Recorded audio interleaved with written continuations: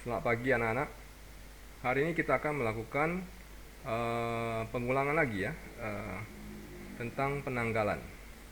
Kemarin di dalam materi yang minggu lalu sudah diberikan, namun mungkin masih belum jelas. Jadi sekarang kita buat soal ya, contoh soal untuk menjelaskannya. Nah, di sini kita melihat ada fungsi date, year, month, and day. Nah, fungsi date ini untuk memasukkan tanggal ya, input data tanggal.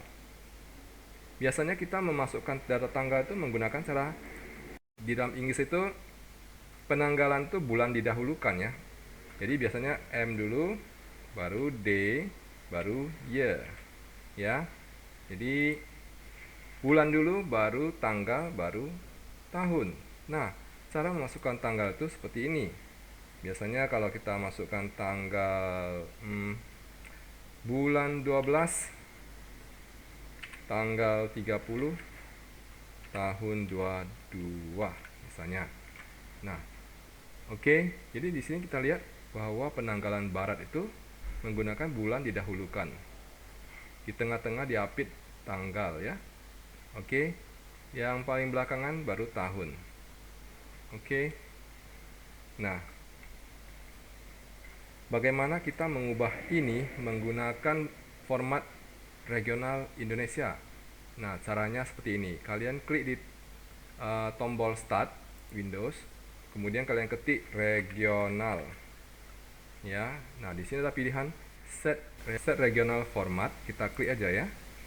Nah, di bagian regional format ini ada current format. Ya, kita ganti current format ini menjadi Indonesia. Kita ketik Indonesia, keluar Indonesia, tinggal klik, otomatis sudah diubah. Nah, sesudah itu tinggal kita tutup, kita kembali ke sini, kita lihat penanggalan sudah berubah ya. Yang tadinya bulan 12 di depan, sekarang sudah di tengah. Otomatis ya. Nah, ini hanya berlaku untuk Windows 10 ke atas ya. Sedangkan kalau Windows 7, Anda mesti tutup dulu Excel-nya dan kembali masuk lagi ke dalam file yang Anda simpan sebelumnya untuk membuat format seperti yang seperti ini, regional ya. Oke.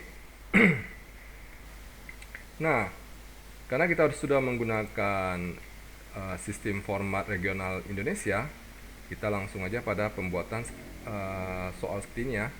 Tanggal peminjaman kita buat misalnya 22 bulan 9 tahun 2020 ya. Oke. Nah, tanggal berikutnya. Oke. Kemudian kita masukkan tanggal yang lainnya.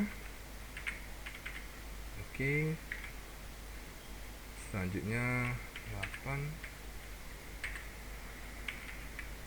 Oke. Nah, ini sudah siap. Tinggal kita buat bordernya. Ini kita blok dua-duanya, kita merge and center, kemudian kita kasih align middle. Oke. Nah, untuk yang ini bisa diterapkan pada yang di sini, kita menggunakan format painter aja ya, lebih mudah. Tinggal klik. Jadi nggak usah ulang-ulang lagi satu-satu. Nah, untuk jangka waktu peminjaman kita juga pakai merge and center. Bulan, tahun, hari kita kasih tengah. Oke. Nah, selanjutnya kita keluarkan angka-angka tahun, bulan, dan hari ya. Namun sebelumnya kita lihat di sini. Kita coba buat seperti ini ya. Tahun. Jadi misalnya kalau kita melakukan perhitungan jangka waktu peminjaman uang ataupun jangka waktu investasi, ini contoh soal ya. Ini contoh soal. Jadi kita melakukan penambahan berapa tahun, berapa bulan, berapa hari ke dalam tanggal peminjaman ini. Oke, semisalnya kita tambahkan 2 tahun, 2 bulan, 25 hari. Misalnya ya, ini contoh aja. Di sini kita tambahkan misalnya 3 tahun. Oke, 4 bulan, dan 16 hari misalnya. Sesudah ini berapa tahun kita tambahkan, misalnya 5 tahun, atau mungkin kita tambahkan 6 tahun. Selanjutnya 1 bulan 5 hari ya. Nah, untuk yang ini mungkin kita tambahkan 6 tahun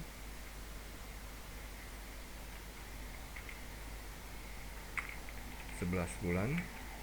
Untuk harinya 0 ya. Jadi kita bisa melihat ada perubahan apa seperti ini di sini ya. Nah, dari tanggal peminjaman ini selama melalui jangka waktu peminjaman, ini adalah tanggal jatuh tempo, due date. Nah, di sini kita gunakan sama dengan date ya. Kita ambil tahun dari sini ya, ambil tahun dari sini untuk ditambahkan dengan ini. Jadi yang pertama dimasukkan adalah year. Year itu kita ambil dari sini. Nah, untuk memisahkan tanggal ini, memisahkan tahun dari tanggal ini, kita gunakan fungsi year ya. Oke, selanjutnya jika sudah didapatkan tahunnya ya, tinggal kita tambahkan dengan tahun di sini. Oke, ini nanti akan menghasilkan tahun pada tanggal jatuh tempo tersebut. Oke, selanjutnya argumen berikutnya, variabel berikutnya adalah month. Bisa dilihat di sini.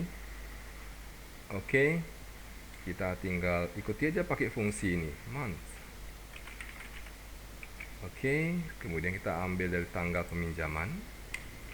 Kita tambahkan dengan bulan yang ada di sini. Oke, kemudian untuk yang berikutnya, argumen ketiga adalah day.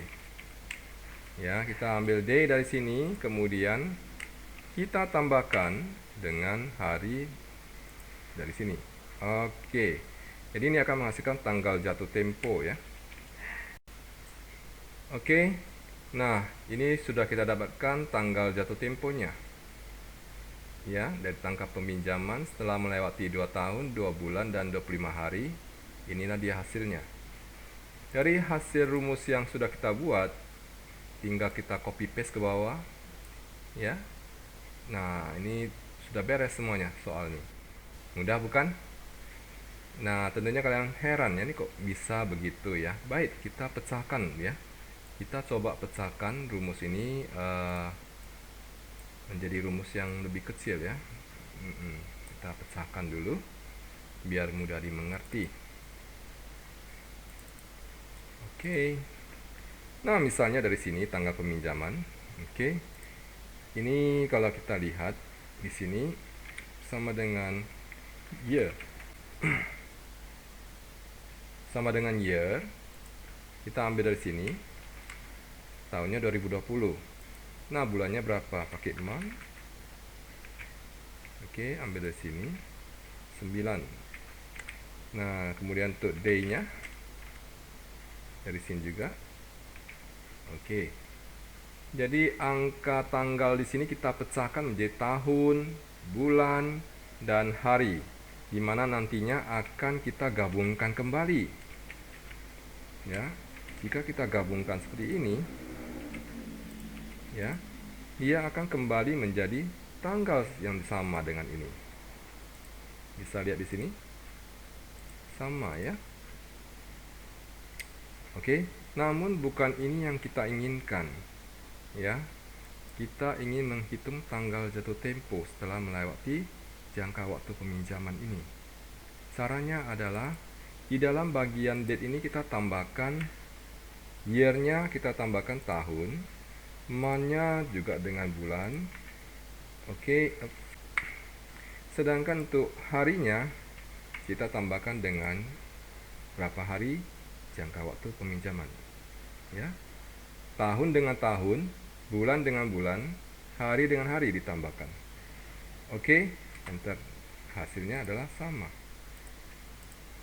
Oke. Jadi ini adalah pembuktiannya ya, cara menghitungnya secara dipecahkan. Jadi rumus itu dipecah-pecah. Nah, di sini cukup satu rumus di mana date, year, month, and day digabungkan jadi satu. Oke, ini salah satu mega formula yang masih simple ya. Oke, silakan dikerjakan. Oke, setelah diselesaikan, segera kirim ke LMS. Oke, see you.